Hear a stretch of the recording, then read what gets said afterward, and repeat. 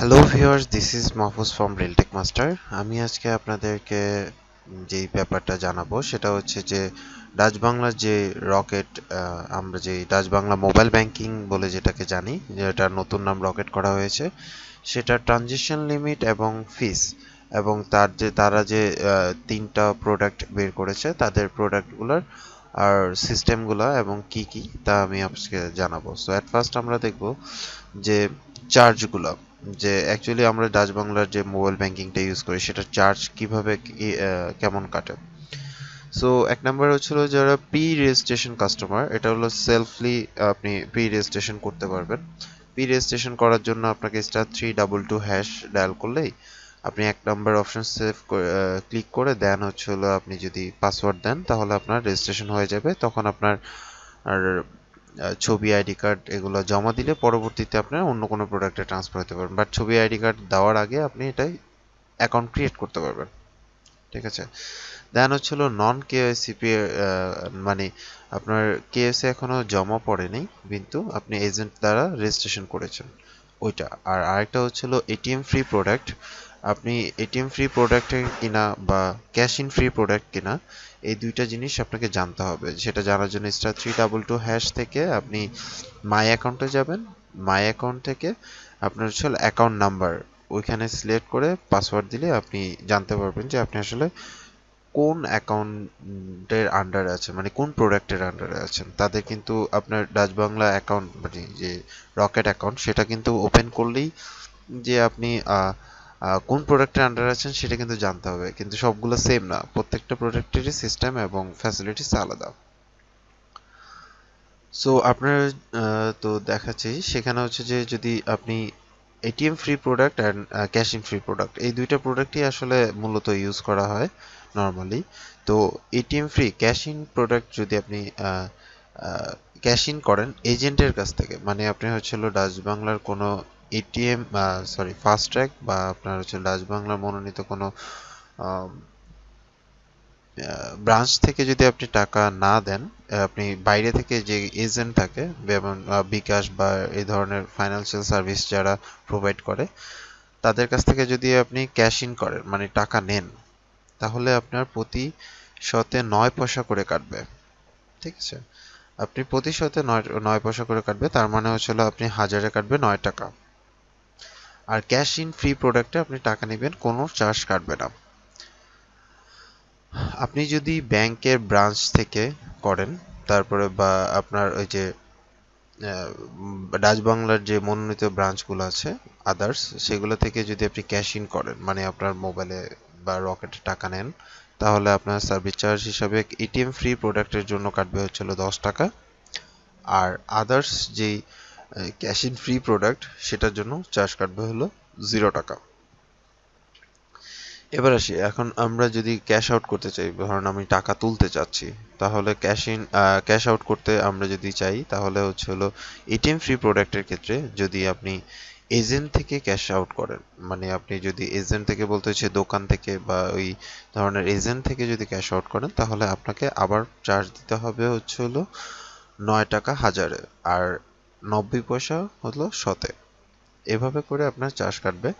আর যদি cash in free product থেকে আপনি এজেন্ট থেকে টাকা তুলতে চান, তাহলে আপনার 1 টাকা 80 পয়সা করে চার্জ কাটবে। সো এখানে কিন্তু অ্যাভারেজ একটা হিসাব দেখুন, সেটা হচ্ছে যে এটিএম ফ্রি প্রোডাক্টের ক্ষেত্রে কিন্তু আপনি 9 টাকা ঢোকার সময় কাটতেছে হাজারে 9 টাকা, আর ওঠানোর সময় কাটতেছে 9 টাকা, টোটাল 18 টাকা। আর ক্যাশ ক্যাশ ইন ফ্রি প্রোডাক্টের ক্ষেত্রে কিন্তু দেখুন 1 টাকা 80 পয়সা, 1 টাকা 80 পয়সা কিন্তু আপনার হচ্ছিল শতে কাটতেছে হাজারে 18 টাকা। সো সেম সিস্টেমই, বাট আপনি দেখা গেছে যে এখানে ফ্যাসিলিটিসটা পাচ্ছেন হলো এটিএম ফ্রি প্রোডাক্টের ক্ষেত্রে আপনি যদি ডাচ বাংলা ব্রাঞ্চ থেকে যদি টাকা তোলেন, সেম সেম ইয়েতেই আপনি যদি টাকা তোলেন তাহলে আপনার 10 টাকা কাটবে, যত টাকাই তোলেন।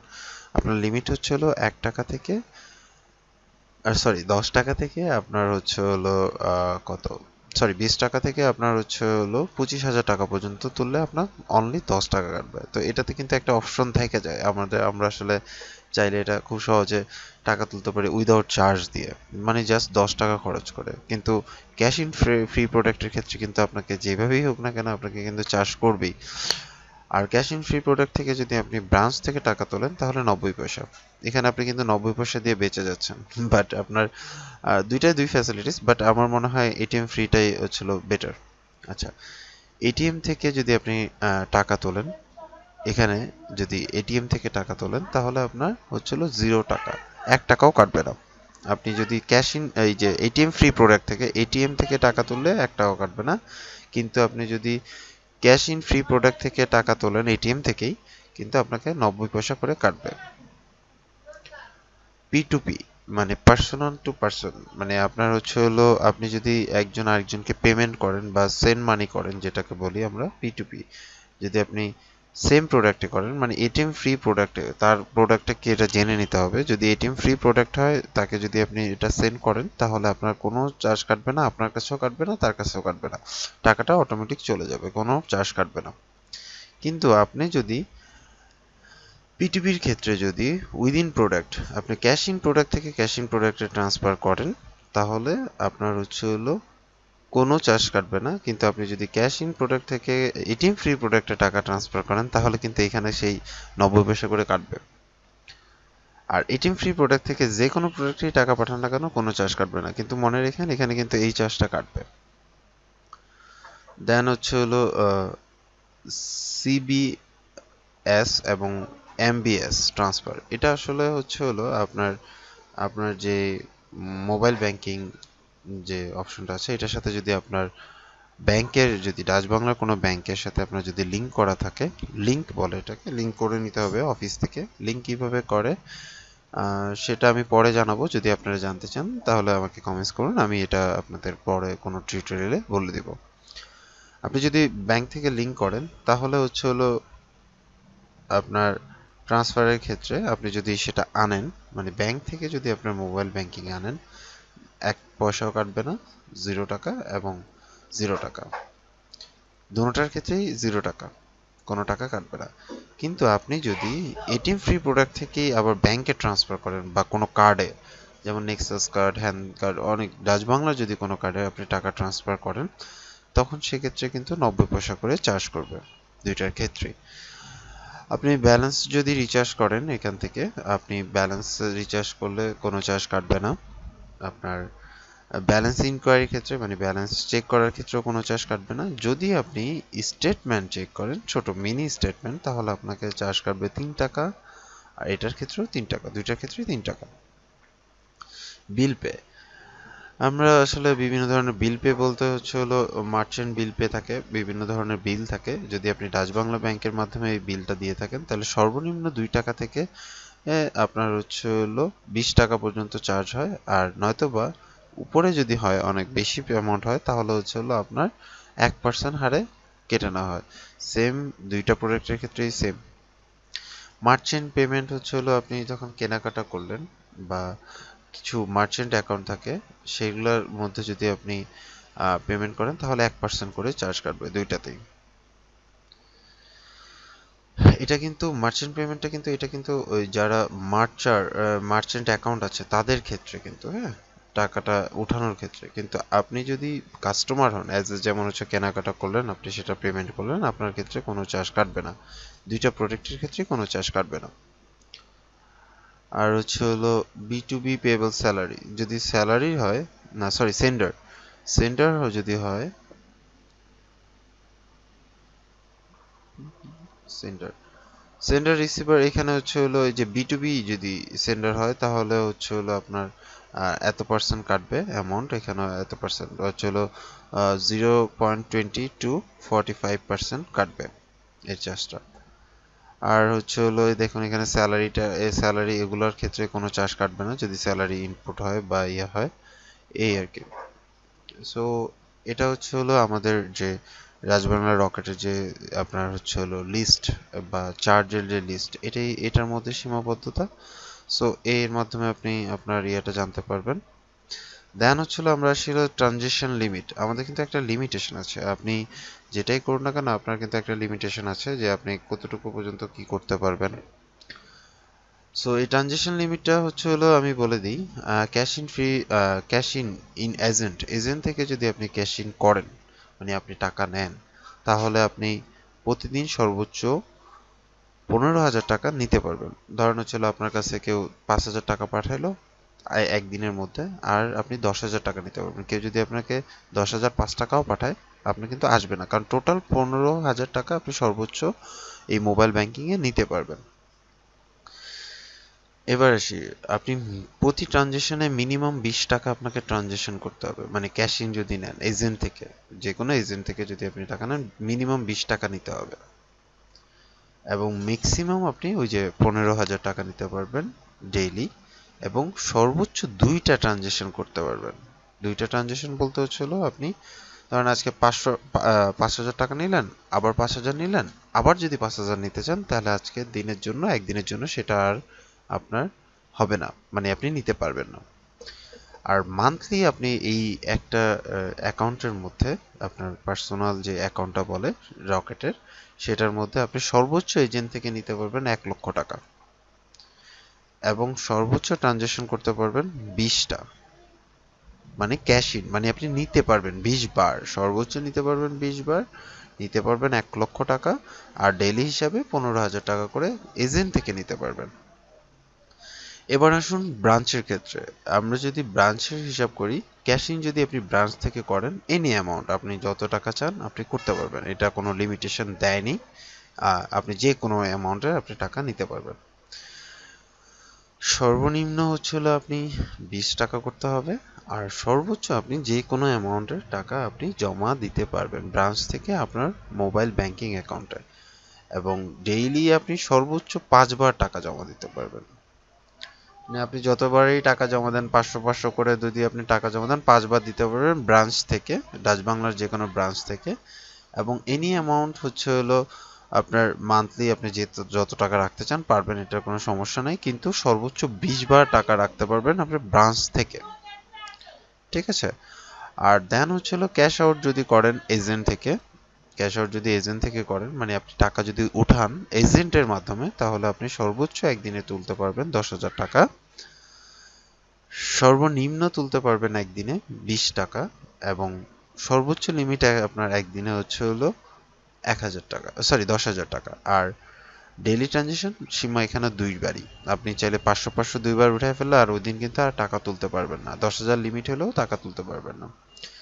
এবং মান্থলি সর্বোচ্চ মাসে আপনি এজেন্ট থেকে তুলতে পারবেন হচ্ছিল 50,000 টাকা, এর বেশি আপনি পারবেন না, এবং সর্বোচ্চ টাকা তুলতে পারবেন হচ্ছিল 10 বার, মানে 10 বার আপনি ক্যাশ আউট করে ফেললে আপনি ওই মাসে আর লেনদেন করতে পারবেন না। আপনার টাকা টাকার জায়গায় থাকবে, বাট আপনি লেনদেন করতে পারবেন না, মানে লিমিটেশন বলে এটাকে। দেন হচ্ছিল ক্যাশ আউট যদি আপনি ব্রাঞ্চ থেকে করেন, ডাচ বাংলা যে কোনো ব্রাঞ্চ থেকে যদি ক্যাশ আউট করেন, আপনি প্রতি ট্রানজেকশনে সর্বোচ্চ করতে পারবেন হচ্ছিল 25,000 টাকা, সর্বোচ্চ 25,000 টাকা। আপনি সর্বনিম্ন করতে পারবেন 20 টাকা, মানে টাকা তুলতে পারবেন 25,000 বা 20 টাকা তুলতে পারবেন, এবং সর্বোচ্চ একদিনে তুলতে পারবেন 1,00,000 টাকা আপনি 5 বারে, ঠিক আছে। 5 বারে আপনি 1,00,000 টাকা তুলতে পারবেন। আপনি কিন্তু এখানে যদি কোনো মিস্টেক করেন তাহলে কিন্তু হবে না, আপনি 1,000 তুলে ফেলছেন 4 বার, আর একবারে কিন্তু 25,000-এর বেশি তুলতে পারবেন না, লিমিট আপনার 1,00,000 থাকুক না কেন পারবেন না। আপনার হচ্ছিল এখানে কিন্তু এই সবগুলো লিমিট আপনাকে চেক করতে হবে, বুঝতে হবে। এবং মান্থলি আপনি টাকা তুলতে পারবেন হচ্ছে 2,50,000 টাকা, এবং সর্বোচ্চ আপনি টাকা তুলতে পারবেন 20 বার ব্রাঞ্চ থেকে। এবার আসুন হচ্ছিল এটিএম থেকে, আপনি যদি এটিএম থেকে ক্যাশ আউট করেন মানে টাকা তোলেন, তাহলে প্রতিবারে টাকা তুলতে পারবেন হচ্ছিল 10,000 টাকা, আপনি সর্বনিম্ন টাকা তুলতে হবে 500 টাকা, সর্বনিম্ন টাকা তুলতে হবে 500 টাকা, কে আপনি একদিনে তুলতে পারবেন হচ্ছে হলো 30,000 টাকা, আবার সর্বোচ্চ তুলতে পারবেন 3 বার। আপনি ধরেন হচ্ছিল 500 টাকা তুললেন, পরবর্তীতে যদি আপনি 10,000 করে তুলেন, তাহলে কিন্তু আপনি 20,500 টাকাই পারবেন, কিন্তু 30,000 পারবেন না। সো আপনাকে তুললে, যদি 30,000 তুলতে চান তাহলে আপনাকে প্রতিবার 10,000 করে তুলতে হবে, 30,000 টাকা সর্বোচ্চ আপনি এক মাসে তুলতে পারবেন এটিএম থেকে, এটিএম থেকে ক্যাশ আউট করতে পারবেন এক মাসে সর্বোচ্চ আপনি 1,00,000 টাকা, এবং মান্থলি সেটা কিন্তু আপনি 1,00,000 টাকা তো পারবেন, সাথে কিন্তু 10 বার তুলতে হবে, 10 বারে। ঠিক আছে, এটা আপনাকে খেয়াল রাখতে হবে। আরেকটা ব্যাপার হচ্ছে P2P, পার্সন টু পার্সন। আপনি যদি ট্রান্সফার করেন, একজন থেকে একজনে যদি ট্রান্সফার করেন, তাহলে হচ্ছিল 10,000 টাকা আপনার সর্বনিম্ন। পার্সন টু পার্সন মানে আপনি একজন থেকে আরেকজনকে ট্রান্সফার করতে পারবেন আপনার নিজের অ্যাকাউন্ট থেকে আরেক অ্যাকাউন্টে, মানে রকেট অ্যাকাউন্ট বা আপনি Dutch Bangla mobile banking account থেকে 10,000 টাকা, 10 টাকা সর্বনিম্ন ট্রান্সফার করতে পারবেন। এবং ডেইলি আপনি ট্রান্সফার করতে পারবেন হলো একবারে 10,000 টাকা, এর বেশি কিন্তু পারবেন না, লিমিটেশন আছে। আপনি যদি 10 টাকা থেকে আপনি যেটা পারেন করবেন। আপনি পার্সন টু পার্সন ট্রান্সফার করতে পারবেন 100 বার, যতবার খুশি, মানে ধরতে গেলে 100 বার মানে তো যতবার খুশি ওরকম। এবং আপনি মান্থলি পারবেন সর্বোচ্চ 25,000 টাকা পর্যন্ত একজনকে থেকে আরেকজনকে ট্রান্সফার করতে। সর্বোচ্চ আপনি মান্থলি পারবেন হচ্ছিল টাকা ট্রান্সফার করতে 250 বার, মানে ছোট ছোট টাকা ট্রান্সফার। দেন হচ্ছিল আপনি যদি আপনার অ্যাকাউন্টের সাথে যদি আপনার ব্যাংক অ্যাকাউন্টের লিঙ্ক থাকে, তাহলে সেখান থেকে টাকা আপনি আনতে পারবেন একবারে 25,000 টাকা। সর্বনিম্ন হলো আপনার 100 টাকা, এবং সর্বোচ্চ একদিন আনতে পারবেন হচ্ছিল 50,000 টাকা। এবং সর্বোচ্চ দিলে 3 বার আনতে পারবেন, আপনি সর্বোচ্চ 3 বার টাকা আনতে পারবেন। এবং আপনার হচ্ছে টোটাল 1 মাসে আনতে পারবেন 2 লাখ টাকা।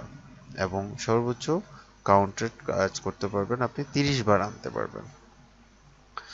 দেন হলো আপনি যদি আপনার মোবাইল অ্যাকাউন্ট থেকে যদি আপনি আপনার ব্যাংক অ্যাকাউন্ট বা আপনার যে কোনো ডেবিট কার্ড বা যে কারোর ডেবিট কার্ডে যদি আপনি ট্রান্সফার করতে চান, যে কোনো, এটা কোনো প্রবলেম নেই। আপনি কিন্তু ডাচ বাংলার মধ্যে হইতে হবে। আপনি সর্বোচ্চ পারবেন একদিনে 25,000 টাকা, এবং সর্বনিম্ন পারবেন 1,000 টাকা, সরি 100 টাকা। এবং আপনি ডেইলি পারবেন সর্বোচ্চ 50,000 টাকা 3 বার, 2 লক্ষ টাকা, আর হচ্ছিল 30 বার সর্বোচ্চ। রিচার্জ করতে পারবেন সর্বোচ্চ একবারে রিচার্জ করতে পারবেন 1,000 টাকা, সর্বনিম্ন 10 টাকা। এবং প্রতিদিন সর্বোচ্চ পারবেন হচ্ছিল 5,000 টাকা, এবং সর্বোচ্চ দিনে করতে পারবেন হচ্ছিল 100 বার রিচার্জ করতে পারবেন। এবং মান্থলি 25,000 টাকার বেশি কিন্তু আপনি রিচার্জ করতে পারবেন না। আর সর্বোচ্চ করতে পারবেন 1 মাসে 1,000 বার। ক্যাশ ইন, আপনি যদি টাকা ফাস্ট ট্র্যাক, ডাচ বাংলা যে ফাস্ট ট্র্যাক সার্ভিস আছে সেখান থেকে যদি করতে চান, সেখান থেকে করতে পারবেন একবারে সর্বোচ্চ 25,000 টাকা, আর সর্বনিম্ন হলো আপনার 100 টাকা। এবং ওই দিনে সর্বোচ্চ পারবেন 50,000 টাকা, মানে একদিনে আপনি 50,000 টাকা পারবেন, কিন্তু আপনাকে 2 বারে দিতে হবে ফাস্ট ট্র্যাক থেকে। সর্বোচ্চ আপনি 5 বার করতে পারবেন, 5 বার। 5 বার করেন আপনার সমস্যা নাই। ধরেন হলো আপনি 10,000 করে আপনি 5 বারে 50,000 টাকা জমা দিলেন। আপনি সর্বোচ্চ ওই মাসে জমা দিতে পারবেন ফাস্ট ট্র্যাক থেকে আপনি 1,50,000 টাকা। টোটাল হলো 20 বার। ঠিক আছে। বিল পেমেন্ট, আপনি যে কোনো অ্যামাউন্টের বিল পেমেন্ট করতে পারবেন, এটার কোনো লিমিটেশন নাই। কিন্তু সর্বনিম্ন বিল পেমেন্ট হলো 20 টাকা হইতে হবে, এবং যত খুশি তত পেমেন্ট করতে পারবেন, কিন্তু আপনি একদিনে পারবেন 5 বার পেমেন্ট করতে। এনি অ্যামাউন্ট পেমেন্ট করতে পারবেন, মাসে কিন্তু আপনি বিল পেমেন্ট করতে পারবেন 20 বার। মার্চেন্ট পেমেন্টের ক্ষেত্রে আপনি যদি কেনাকাটা করেন, সেখানে আপনি পেমেন্ট করতে পারবেন এনি অ্যামাউন্ট এবং 20 টাকা সর্বনিম্ন, এবং এনি অ্যামাউন্ট এখানেও 5 বার আপনার এনি অ্যামাউন্ট এবং 20 বার আপনি কেনাকাটার টাকা এখান থেকে দিতে পারবেন। কালেকশনের ক্ষেত্রে আপনি এনি অ্যামাউন্ট করতে পারবেন 10 বার। এটা আসলে অতটা প্রয়োজন হয় না, এগুলো কর্পোরেট সিস্টেমের জন্য। যাই হোক, এগুলো তারপরেও প্রয়োজন নেই। আপনি চাইলে এখানে দেখুন এনি অ্যামাউন্ট আছে, এবং 100 টাকা সর্বনিম্ন, 100 বার এবং 1,000 বার। যে রকেট অ্যাকাউন্ট আছে সেটা খুব সহজে মেনটেন করতে পারবেন। আর রকেট অ্যাকাউন্ট সম্বন্ধে যদি আপনার আরও কোনো কিছু জানার থাকে, তাহলে অবশ্যই কমেন্টস করবেন, আমি চেষ্টা করব তাড়াতাড়ি ফিডব্যাক দেওয়ার জন্য। সো আজকে এই পর্যন্তই। আর নেক্সটলি মনে হয় আমি বিকাশের উপরে একটা আপনার টিউটোরিয়াল করব, লিমিটস এবং বিকাশের কাজ কিভাবে করলে সেফ থাকতে পারবেন, এতটুকু। সো আজকে এই পর্যন্তই, থাকুন ভালো থাকুন, আল্লাহ হাফেজ।